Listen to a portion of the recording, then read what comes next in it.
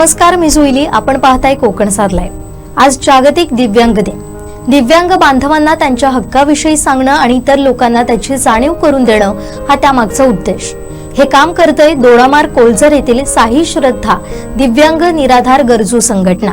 या संस्थेचं काम नेमकं कसं चालतं, काय उपक्रम राबवले जातात हे आज जाणून घेणार आहोत. आपल्या सोबत आहेत साबाजी सावंत, जे या संघटनेचे अध्यक्ष आहेत. सर, आपलं मनपूर्वक स्वागत. नमस्कार. त्याचबरोबर उपाध्यक्ष प्रमोद गवस. सर, आपलंही स्वागत. नमस्कार. आणि धारिणी देसाई, ज्या निराधार संघटनेच्या अध्यक्ष आहेत, त्यांच्यासोबत आज या सगळ्याबाबत संवाद साधणार आहोत. त्यांच्याकडून याबाबतची अधिक माहिती घेणार आहोत. सुरुवातीला सर, मी तुमच्याकडे येते. कशा पद्धतीनं संघटनेची सुरुवात झाली आहे, कधी स्थापना झाली या संघटनेची? नमस्कार मॅडम. आज जागतिक दिव्यांग दिन आहे आणि या जागतिक दिव्यांग दिनानिमित्त सिंधुदुर्गातील सर्व दिव्यांग बांधवांना मी या जागतिक दिव्यांग दिनाच्या प्रथमतः शुभेच्छा देतो. तसेच आज हे काम करत असताना मला या कामासाठी स्फूर्ती देणारी, ताकद देणारी माझी ग्रामदेवता श्रीदेवी माऊलीला वंदन करतो.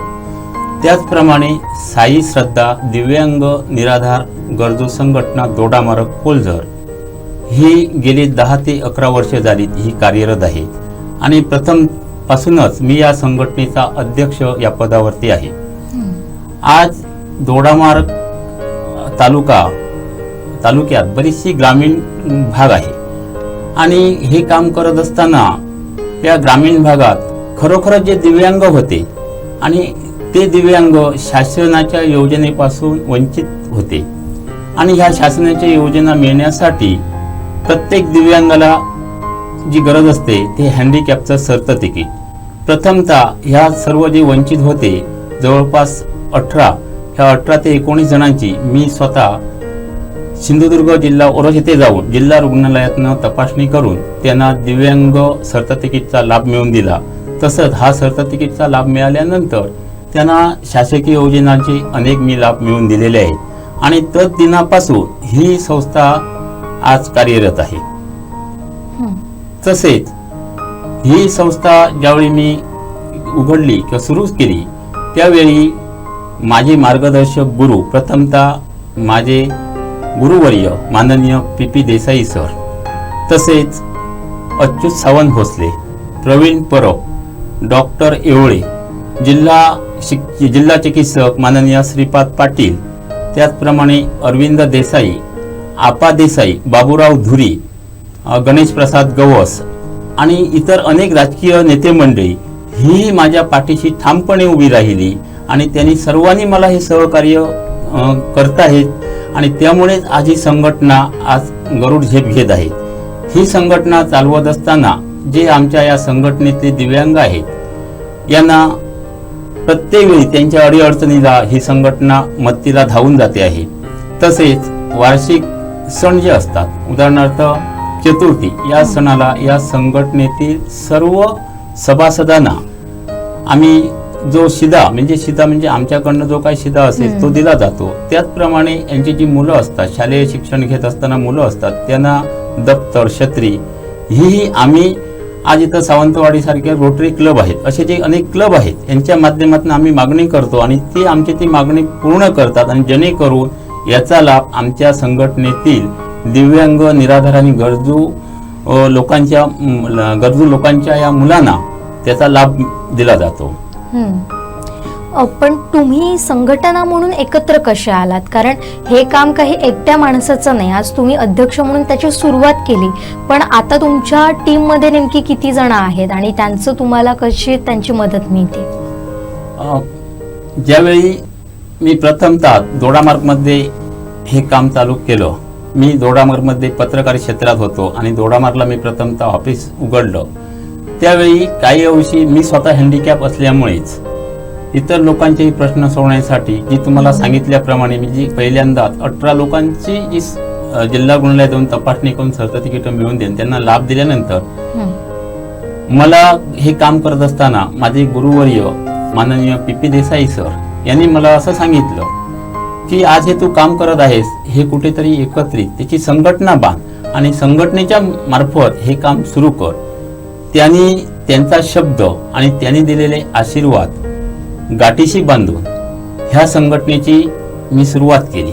आणि सुरुवात केल्यानंतर जे आमचे 18 लोक होते त्यांनाही बरोबर घेतलं. त्याचप्रमाणे दोडामार्ग तालुक्यात आणखी अनेकही दिव्यांग होते, त्या सर्वांना घेऊन प्रथमतः दिव्यांग ही संघटना मी इथं दिव्यांगांची संघटना उभारणी केल्यानंतर दुसरा जो प्रश्न यायला लागला माझ्याकडे तो निराधार महिलांच्या बाबतीत.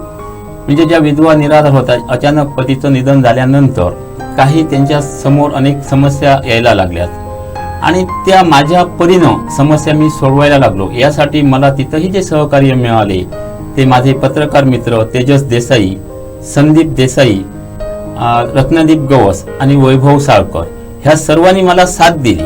कारण मी स्वतः तिथं काही करत नव्हतो, पण मीडियाच्या मार्फत एखाद्या महिलेची व्यथा वृत्तपत्रात प्रसिद्ध केल्यानंतर त्यांना जी मदत मिळाली आणि त्या मदतीतनं म्हणजे समाजातील दानशूर व्यक्तीकडनं वृत्तपत्रातील बातमी वाचून त्यांना जी मदत मिळाली आणि जेणेकरून त्या लोकांची गरज भागली किंवा त्यांच्यावरती त्यांना आर्थिक सहाय्य मिळालं. पण त्यामुळे असे प्रसंग होत असताना आस्ते आस्ते अनेक जण तिथं यायला लागले. त्यावेळेस दुसरी जी संघटनेला माणसं जोडली गेली ती निराधार म्हणून दिव्यांग निराधार. आणि त्याच्यानंतर पुन्हा एक प्रश्न राहिला मॅडम, तो म्हणजे गरजू. जी गरजू लोक होती, गरजू याचा अर्थ ज्यांच्या कुटुंबात कोणीही शासकीय नोकरीला नाही अशी महिला होत्या. त्या आम्हाला कुठेतरी शासनाच्या काहीतरी योजनांचा लाभ मिळवून द्या, काय आहे योजना, आणि त्या योजना त्यांच्यापर्यंत पोहोचवल्यानंतर काही अंशी त्यांच्याही काही आर्थिक बाबी किंवा त्यांच्या अडीअडचणी ह्या संघटना दूर केल्यानंतर ती आमच्या सदस्य म्हणून सामील झाली. आणि त्याचवेळी आम्ही पुन्हा ही संघटना मोठी केली आणि या संघटनेचं नाव साई श्रद्धा दिव्यांग निराधार गरजू संघटना दोडामार्ग कोलझर असं देण्यात आलं. बरोबर. आता 10 वर्ष तुमच्या संस्थेला झालेली आहेत, संघटनेला झालेली आहेत, पण जेव्हा तुम्ही काम करता तेव्हा दिव्यांग बांधवांच्या अशा कुठल्या समस्या तुम्हाला भेडसावतात की ज्यासाठी काम करणं गरजेचं होतं आणि त्या समस्या हेरून तुम्ही काम करायला सुरुवात केली? आज मॅडम, दिव्यांग म्हटल्यानंतर समाजाचा जो दृष्टिकोन त्या दिव्यांगाकडे बघण्याचा आहे तो वेगळाच आहे.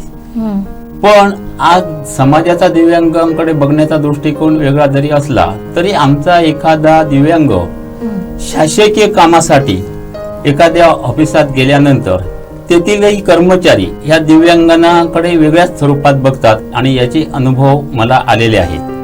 आणि हे अनुभव आल्यानंतर अशी जर बाब आमच्या निदर्शनात आल्यानंतर संबंधित आमचा दिव्यांग एखाद्या ऑफिसमध्ये कामासाठी गेल्यानंतर त्याच्यावरती जर अन्याय झालेला असेल आणि ते अन्याय झालेल्या समजल्यानंतर मी जातीनिशी तिथं स्वतः जातो आणि याबाबत त्या शासकीय अधिकाऱ्यांना म्हणा किंवा तेथील कर्मचारी जे असते त्यांना विचारल्यानंतर ताबडतोब तिथं त्याचा निर्णय होतो आणि त्याला म्हणजे योग्य तो न्याय मिळतो. पण आज हा योग्य न्याय मिळत आहे हा दोडामार्ग तालुक्यातील आमच्या दिव्यांगांना.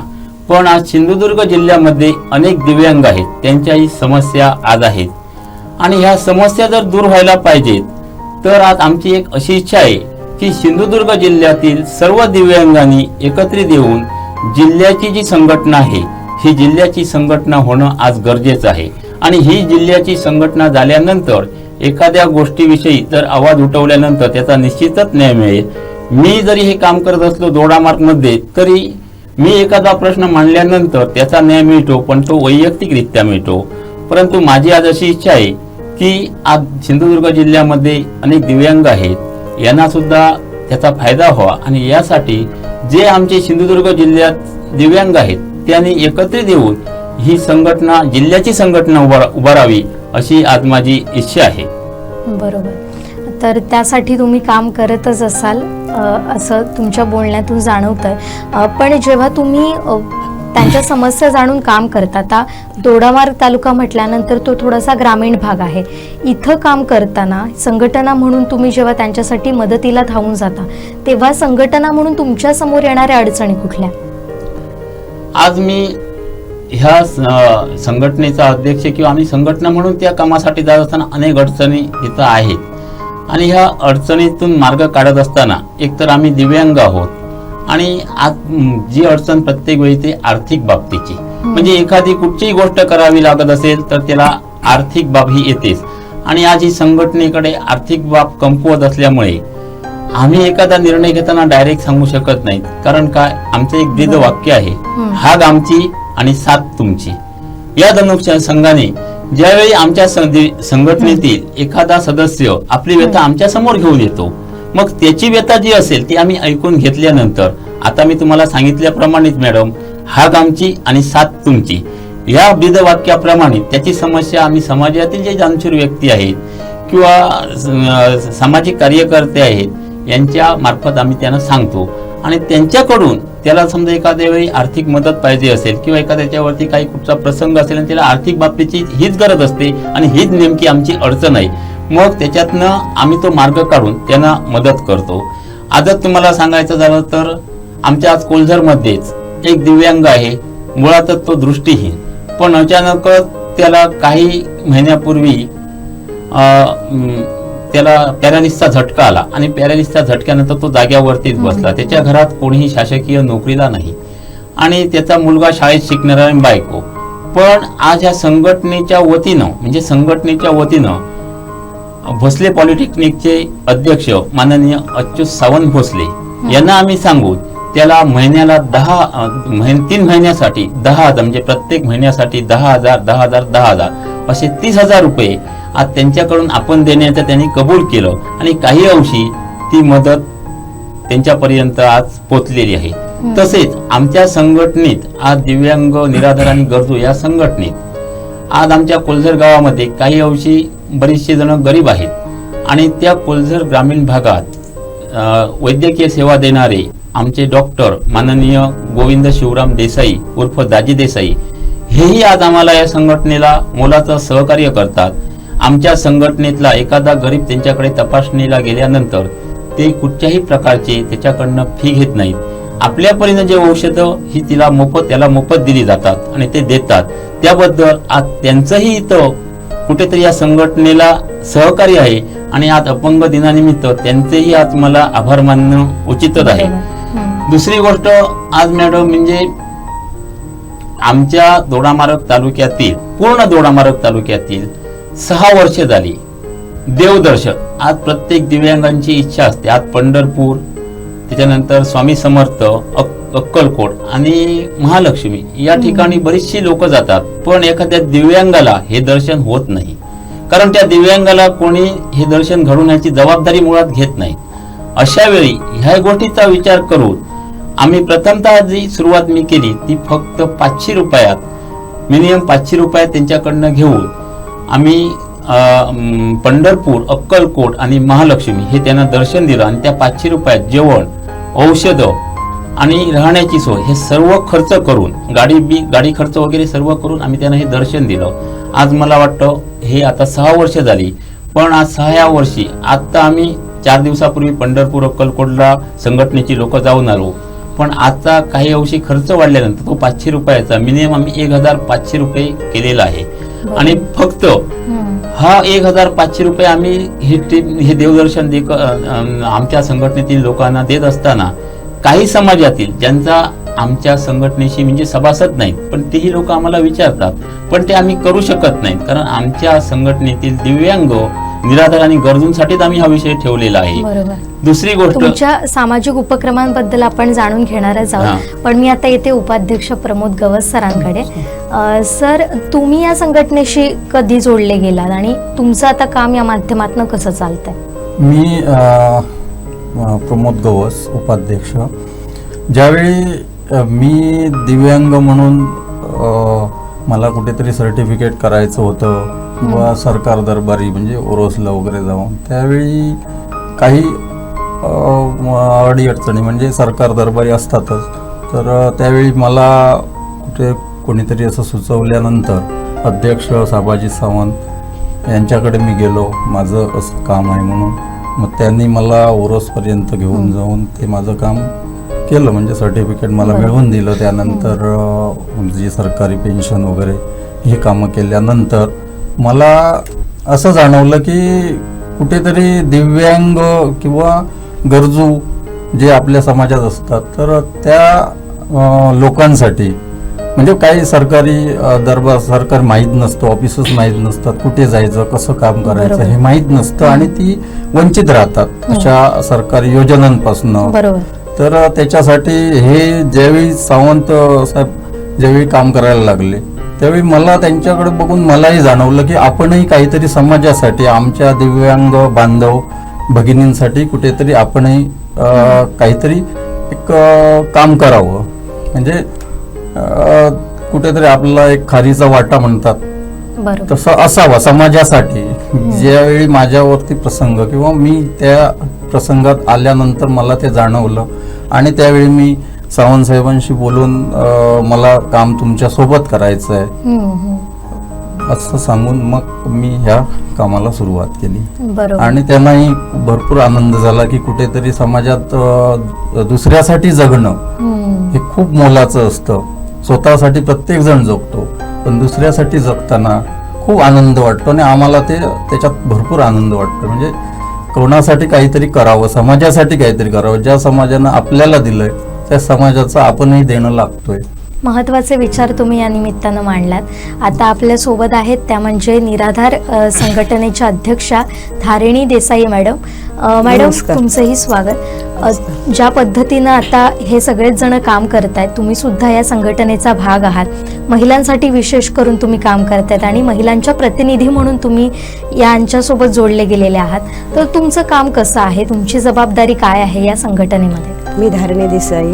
मी गावात छोटी मोठी कामं करत असताना मग हे सर मला भेटले. एक दिवशी सहज असे म्हणाले, काय तुम्ही म्हणजे ही कामं करतात, मग दिव्यांग ह्या महिला गरजू ह्याच्या तुम्ही याल का? मग हो म्हटलं. मग माझ्याबरोबर माझ्यासोबत माझी बचत गटाची माणसं आहेत. मग त्यांना घेऊन मी एक दिवशी ह्यांच्या घरी गेले. असेच ते फॉर्म वगैरे भरून आम्ही ते हे केलं. नंतर मग त्याच्यातून कसे बरेचसे स्कीम आहेत. म्हणजे मेन म्हणजे पावसाळी छत्री किंवा गणेश चतुर्थीला ते सामान किंवा असं फिरायला, म्हणजे आमच्या जे गटात आहे त्यांना नेण्यासाठी कोण पंढरपूर वगैरे हे लांब भरपूर असतं, मग त्यांना कोण नेणार? मग अशी माणसांना खूप आनंद झाला. आम्ही हल्ली 4 दिवस आले तिकडे त्यांना घेऊन गेलो. बरोबर. मग त्या लोकांना भरपूर आनंद झाला. मग हे सर्व मला साबाजी सावंत यांच्या सोबत काम करून हे मला सगळं शक्य झालं. बरोबर. आता महिला म्हणून जेव्हा काम करतात तेव्हा तुम्हाला जाणवलेल्या अडचणी कुठल्या अशा महिला दिव्यांग बांधवांच्या? मग त्यांच्या घरात करता पुरुष असं एखाद्या टायमापेक्षा घरी नसायचा, मग ती कशी स्वतः मेहनत करून काम करायची. मग अशा टायमाला ह्या संघटनेतून बरेचसे त्यांना म्हणजे सोयी भेटले. आणि तुम्ही आता घर पण सांभाळता, हा, घर याच्यासाठी सांभाळ- सुद्धा वेळ देता, हे कसं काय मॅनेज करता? घर सांभाळून कसं आता म्हणतात चूल आणि मुले दोन्ही गोष्टी कसे समाजा बायकांना स्त्रियांना हे माहिती झालं ना. मग शेवटी आपल्या अंगावर खांद्यावर एक जबाबदारी पडल्याच्या नंतर ती स्त्री कशी आपोआप त्याच्यात सक्षम होते बरोबर. असं कुठंतरी मला वाटलं. आणि अशा त्या स्त्रियांना मी गोळा केलं आणि ह्यांच्याशी भेट घडवून हे कार्यक्रम मी राबवते. बरोबर. आणि मग ह्या सरांनी मग अशी म्हटलं ना, आमचा हात तुमची साथ, तशीच हे लोक मला सर्वजण हात देऊन आम्ही त्यांना साथ देतो असं म्हणायचंय. ही एकजूट फार महत्त्वाची आहे जी या तुमच्या संघटनेनं दाखवून दिलेली आहे. साबाजी सर, मी पुन्हा एकदा तुमच्याकडे येते. आता तुमचे उपक्रम तुम्ही सांगत होता, त्यामध्ये एक वेगळा उपक्रम होता तो म्हणजे कॅलेंडरचा सुद्धा. हा. तर तो काय आहे? आजचा म्हणजे कसं माहिती आहे ना, आज कालनिर्णय, महालक्ष्मी असे अनेक दिनदर्शिका आज आपल्याकडे येतात. परंतु आज या संघटनेच्या सर्व लोकांनी त्यासमोर तो माझ्या मनात विषय होता की आज प्रत्येकजण हे कॅलेंडर घेतो. हे 2025चं कॅलेंडर जवळपास 12 महिने हे आपल्या भिंतीला टांगलेलंच असतं. आणि हे टांगलेलं कॅलेंडर कसं असावं जेणेकरून समाजातील दिव्यांग म्हणा, निराधार, गरजू आणि सर्वसाधारण सर्व लोकांना ते उपयुक्त कसं ठरेल यासाठी मी अभ्यास केला. आणि हा अभ्यास करत असतानाच मला असं वाटलं की ज्यावेळी आपल्या भागातील म्हणजे आज दोडामार्गला एखादी महिला, पुरुष हा रेशन कार्ड नवीन करण्यासाठी दोडामार्गला जातो आणि दोडामार्गला रेशन कार्ड नवीन मला करायचं आहे म्हणून तहसीलमध्ये गेल्यानंतर त्याला मुळात माहिती नसतं की त्यासाठी काय कागदपत्र आवश्यक, काय कागदपत्र लागतात हे त्याला मुळातच माहिती नसतात. त्यामुळे तो आधार कार्ड किंवा 1-2 कागदपत्र नेतो आणि तिथं गेल्यानंतर तर कागदपत्राची माहिती सांगितली जातात की हे कागदपत्र याला लागतात. त्याच्याजवळ ते उपलब्ध नसल्यानंतर तो पुनश्च माघारी फिरतो आणि पुन्हा जातो. मग हे असं होत असताना कुठेतरी याचा मी विचार केला आणि आता तुम्हाला सांगितल्याप्रमाणे 2025 जे आज आम्ही कॅलेंडर घेऊन येतो संघटनेच्या नावानं, ते कॅलेंडर कसं असेल तर त्या कॅलेंडरवरती आज समाजातील सर्वांकडनं आर्थिक सहाय्य आम्ही घेणार. त्या कॅलेंडरवरती कोणाचीही जाहिरात नसणार.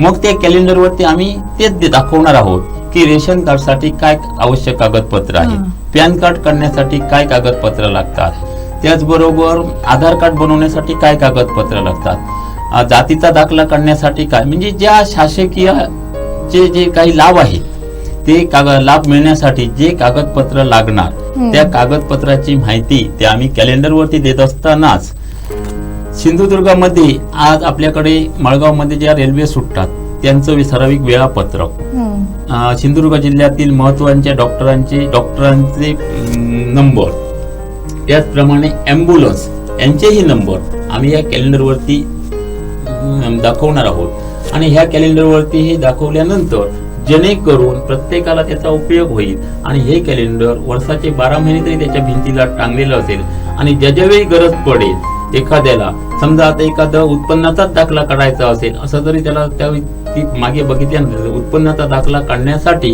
काय कागदपत्र घेऊन दोडामारला जावे लागतील हे ते बघितल्यानंतर लक्षात येतील, जेणेकरून अशी लोक बघितल्यानंतर पूर्ण ते कागदपत्र घेऊन दोडामारला जातील, जेणेकरून त्यांच्या पुनश्च खेपा पडू नये म्हणून आमचा एक हा प्रयत्न आहे. परिपूर्ण असं हे कॅलेंडर आहे, याचा सगळ्यांनाच फायदा होणार आहे.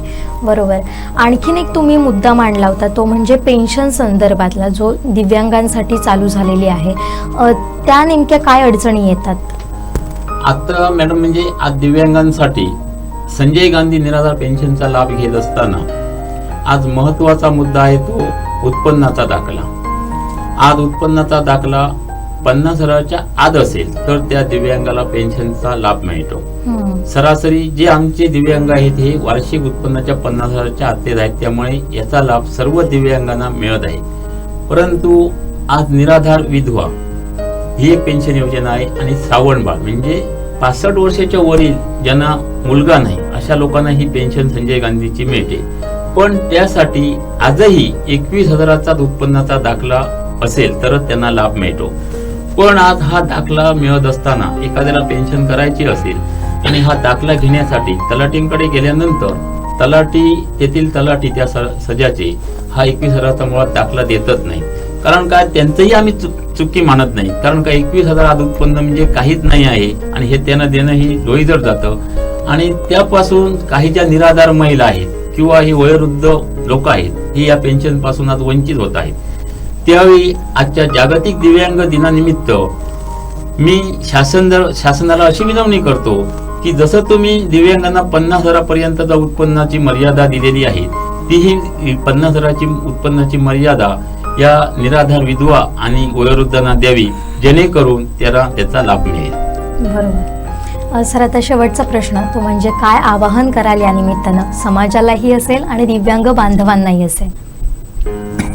आज हे काम करत असताना एक आव्हानात्मक म्हणजे आज तुम्हाला मी पहिल्यांदाच सांगितल्याप्रमाणे आज समाजातील म्हणजे सिंधुदुर्ग जिल्ह्यातील जे दिव्यांग आहेत हे दिव्यांग निराधार आणि गरजू यांची कुठेतरी जिल्ह्याची एक संघटना होणं आज हे गरजेचं आहे आणि ही संघटना व्हावी अशी माझी इच्छा आहे आणि त्यासाठी मी प्रयत्न करणारच आहे. दुसरी गोष्ट, आज जी ही संघटना आहे आज आमच्या संघटनेच्या आम्ही तुमच्याकडे इथं आलेलो आहोत आणि आज आमच्या या संघटनेच्या आज मी साबाजी सावंत, उपाध्यक्ष प्रमोद घोष आणि धारणी, पण आमचा एक दुसराही माझा उजवा हात असं म्हणायला तयार नाही. कारण का ही संघटना चालवत असताना ज्या संघटनेचा सचिव असतो तो मेन असतो, अध्यक्ष जरी मेन असला तरी सचिव पद हे मेन असतं. आणि आज आमची ह्या संघटनेच्या सचिव सौ शिल्पा देसाई ह्या आहेत, पण काही कारणास्तव त्या आजारी असल्यामुळे इथं येऊ शकल्या नाही, म्हणून आज त्यांचीही मला साथ आहे.